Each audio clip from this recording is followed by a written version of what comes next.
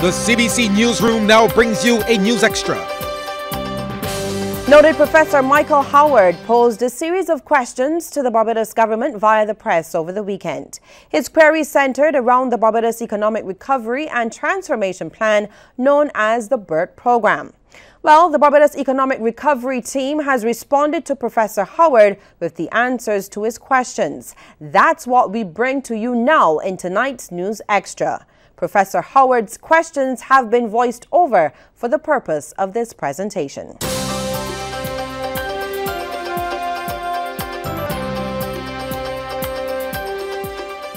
What are the projected dollar cuts for current expenditure over the loan period?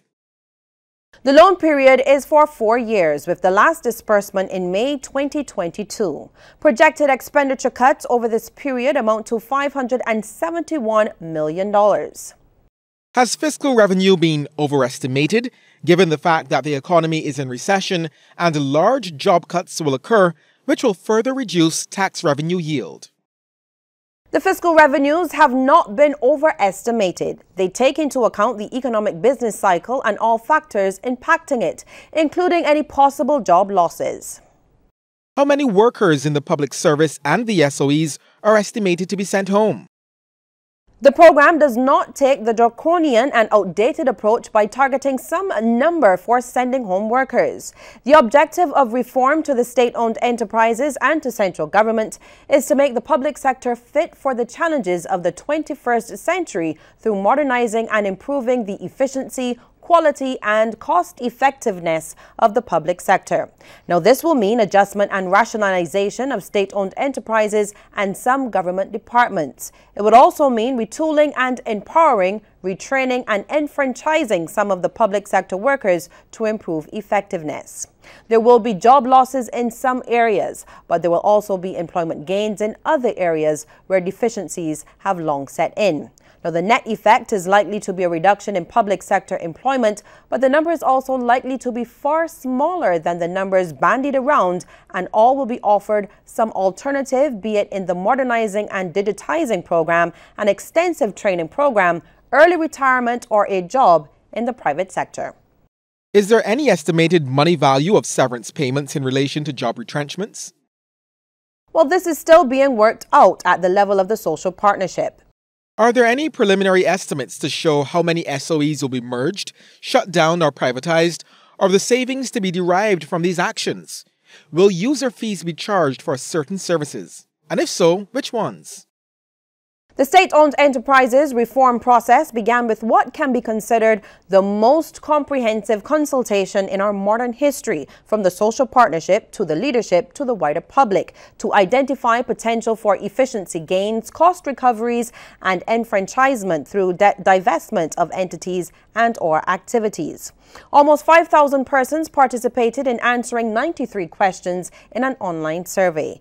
There is consensus from that consultation process that 29 entities must be transformed, with a savings of about $115 million by the end of 2019-2020.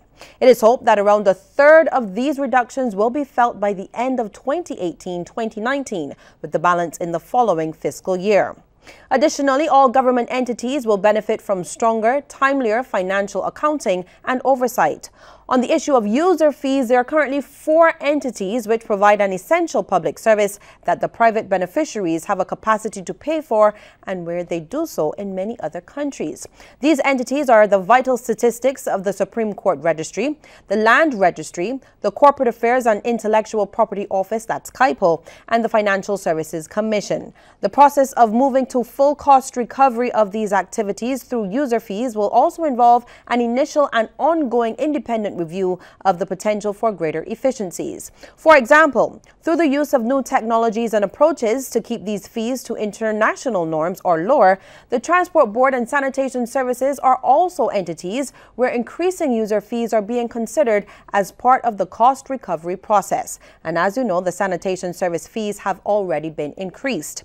But these two entities entities also present opportunities to empower and enfranchise Barbadians, for instance, by helping drivers and their teams own their buses and sanitation trucks, bid for work from the government, and commit to minimum standards of public service.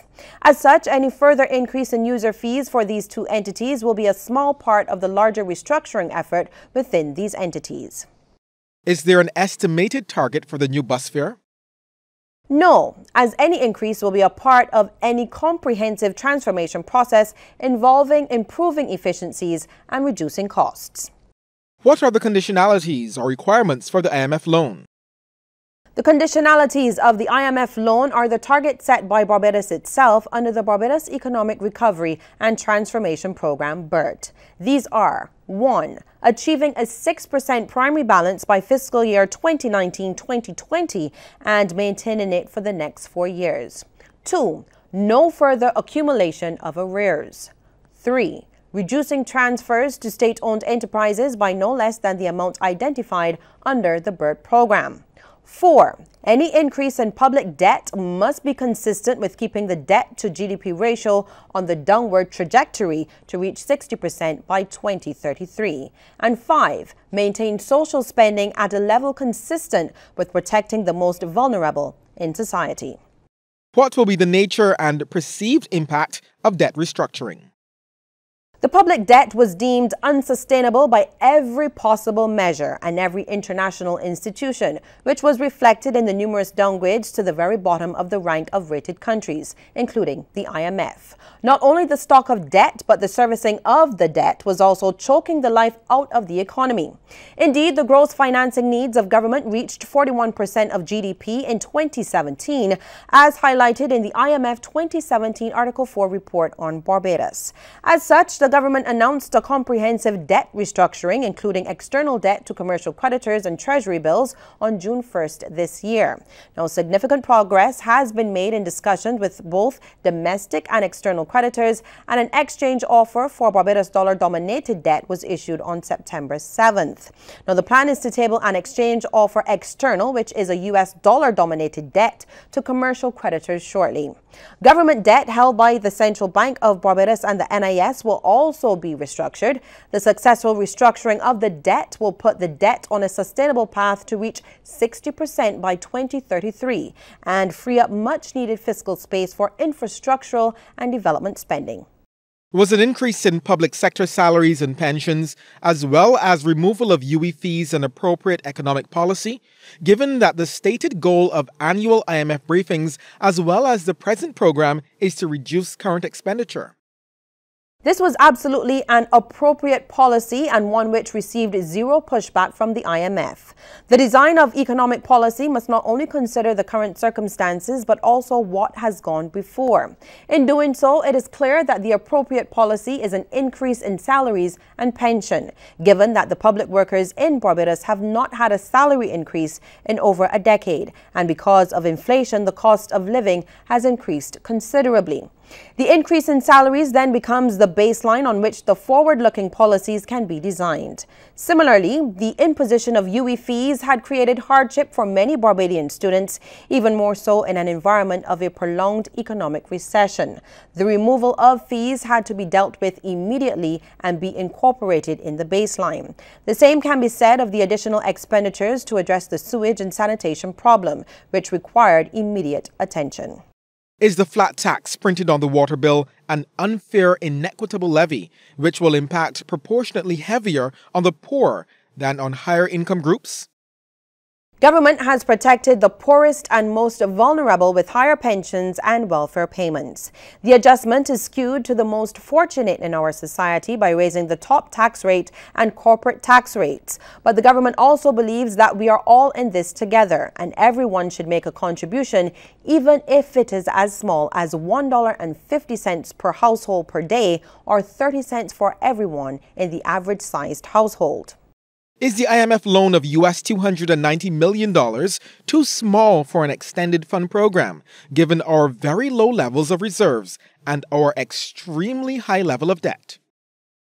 No, it is not too small for an extended fund facility or EFF, as it represents 220% of quota, and any amount above 100% of quota is considered high access. Yes, Barbados could have benefited from even higher access to build reserve buffers, given our vulnerability to external shocks and natural disasters. However, we must also be mindful that the greatest benefit of the endorsement by the IMF of our economic recovery and transformation program is the catalytic role such an endorsement plays. Our development partners, the Inter-American Development Bank and the Caribbean Development Bank, have both pledged significant amounts of financing, approaching 300 million Barbados dollars for the island once the program is approved by the IMF Executive Board, which is likely to be in a few weeks' time. Together, we are likely to receive about 1 billion Barbados dollars of support to our reserve from our multilateral partners as a result of the IMF supporting BERT. Is a previous detailed report by the IMF on SOEs available, which would offer some guidance on our monetary and financial situation rather than having to depend on a qualitative consumer survey? While a report by the IMF on the state-owned enterprises is available and can be sourced from the Ministry of Economic Affairs, the government opted to rely on the comprehensive survey of the Barbadian public, which reflects the wishes and views of Barbadians. Not only is this consistent with the principle of Barbadians developing the Barbados Economic and Transformation Program, but all the research shows that where the public has a say in the design of economic policy, the implementation of said policy is more likely to be successful. Are loans from financial institutions like the Inter-American Development Bank, where we can tap funds, also not subject to conditionalities? No, and this is because many institutions and institutional investors rely on the IMF endorsement, which is taken to imply that the country's program is based on a coherent and consistent set of policies that are highly likely to be successfully implemented and with the desired outcome. This is the catalytic role of IMF support.